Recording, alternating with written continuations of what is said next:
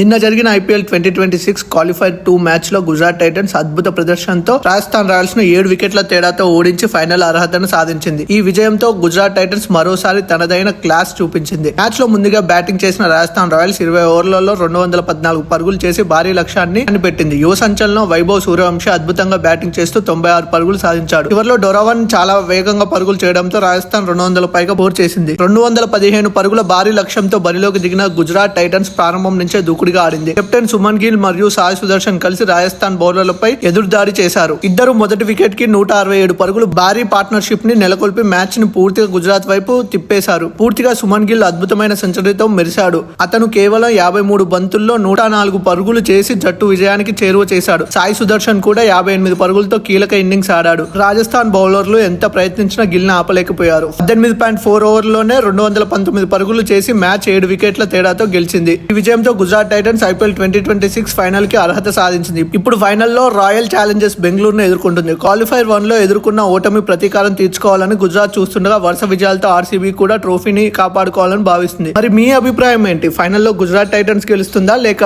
RCB గెలుస్తుందా? ఈ video కనుక మీకు నచ్చినట్టయితే ప్లీజ్ లైక్, షేర్, సబ్స్క్రైబ్ చేయండి.